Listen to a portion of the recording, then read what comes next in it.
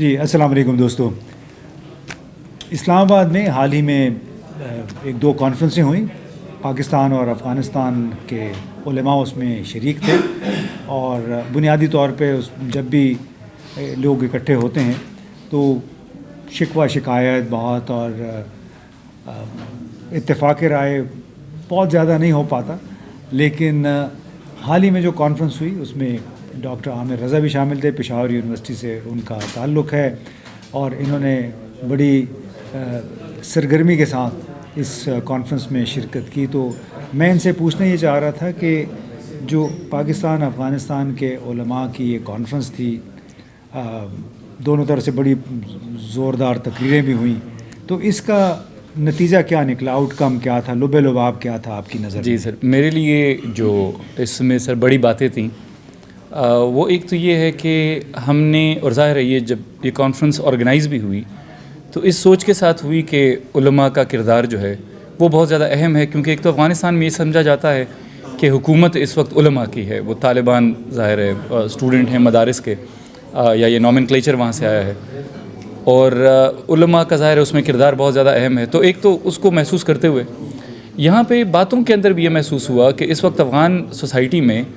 علماء کا جو کردار ہے وہ شاید کسی بھی دوسرے طبقے کے مقابلے میں زیادہ ہے. ایک تو یہ فائنڈنگ میں نے یہاں پہ دیکھی، اور دوسرا یعنی اس حساب سے ہمیں محسوس ہوا کہ نتائج بھی اس کے زیادہ بہتر آتے ہیں جب ہم علماء کو انگیج کرتے ہیں. دوسری جو بڑی بات میں نے محسوس کی سر وہ یہ کہ پہلی دفعہ ہمارے جو افغان دوست ہیں انہوں نے اس حوالے سے چشم پوشی نہیں کی، بلکہ اس بات کو تسلیم کیا کہ وہ ایلیمنٹس جس کو ہمارے یہاں فتنہ الخوارج کہا جاتا ہے، TTP کہا جاتا ہے، اس کی موجودگی کا انہوں نے بہرحال اعتراف کیا.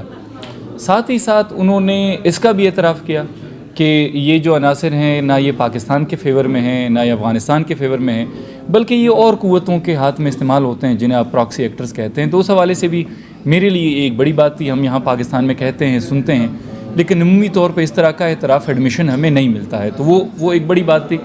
اس میں پھر انہوں نے کچھ مجبوریوں کا ذکر کیا، کچھ پالیسیوں کا انہوں نے ذکر کیا کہ جی ان کی موومنٹ ریسٹرکٹ کر دی گئی ہے افغانستان میں اور ان کے حوالے سے مختلف ایکشن لیے جا رہے ہیں. تو یہ میرے لیے اس کا ایک بڑا اچھا اس کانفرنس میں آپ سمجھتے ہیں کہ خواتین کی تعلیم، خواتین کی ملازمت کے حوالے سے بھی بڑی باتیں سننے میں آئیں؟ اس لیے کہ بہت عرصے سے بیرونی ممالک کا مطالبہ یہ ہے کہ خواتین کو تعلیم کی سہولیات فراہم کی جائیں.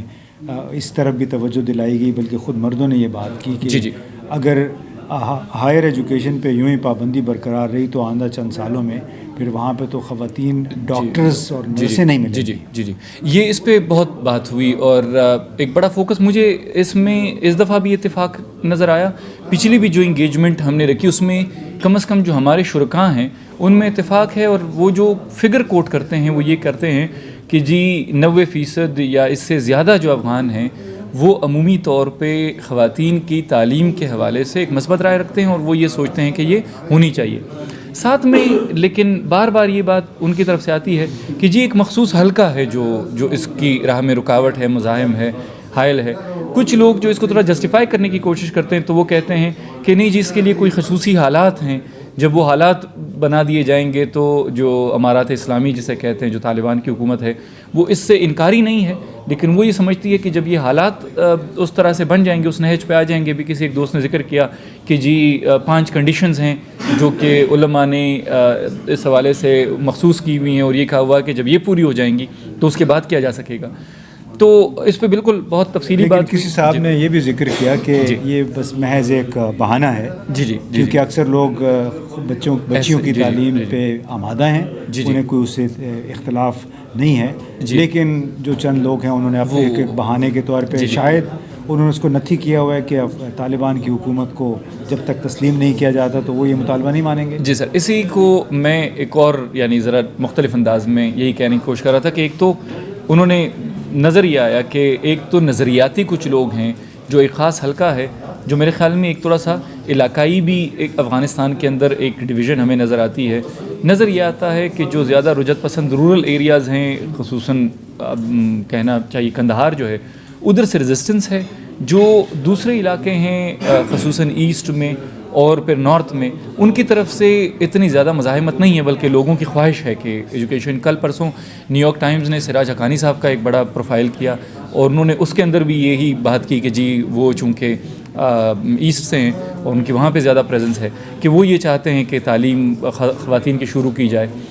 لیکن اور آپ نے جیسے کہا کہ یہ جو شرائط والی بات ہے، یہاں پر یہ بھی بات ہوئی کہ یہی شرائط کہ اگر اس کا سلیبس ٹھیک نہیں ہے تو پھر تو مردوں کے لیے بھی ٹھیک نہیں ہے. پھر خواتین کو اگر آپ نہیں پڑھا رہے ہیں یہ سلیبس تو مردوں کو کیوں پڑھا رہے ہیں ساتھ میں.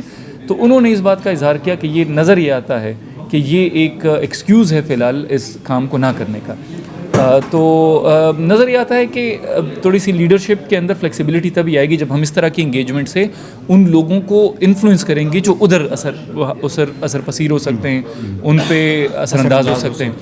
تو یہ ہمیں میرے خیال میں اس ایکٹیویٹی سے ہمیں یہ فائدہ ملتا ہے کہ لوگوں کو افغانستان میں اس وقت بہت ساری چیزوں پر بات کرنا بہت مشکل ہے. جب ہم یہاں پہ پلیٹ فارم دیتے ہیں اس کا فائدہ یہ ہوتا ہے کہ یہ لوگ آپس میں ایک نقطے پہ ان کو پتہ چلتا ہے کہ بہت سارے لوگ متفق ہیں، تو وہاں پہ تھوڑا سا کانفیڈنٹلی اعتماد کے ساتھ یہ بات کر سکیں گے. اچھا، اس میں ایک اور فائدہ ہوا، اس پہ ہم اپنی بات ختم کرتے ہیں.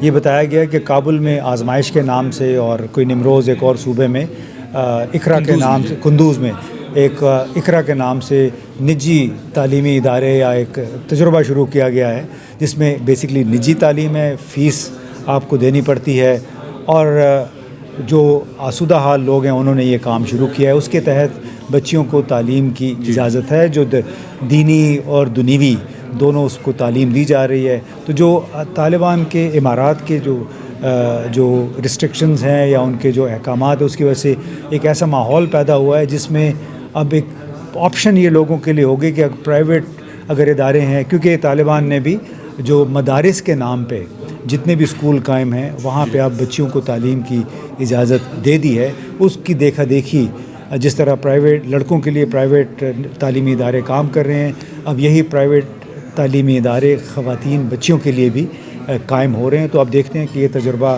کس حد تک کامیاب رہتا ہے اور کب تک انہیں اجازت دی جاتی ہے اس قسم کی تعلیمی سرگرمیوں کی. بہت بہت شکریہ.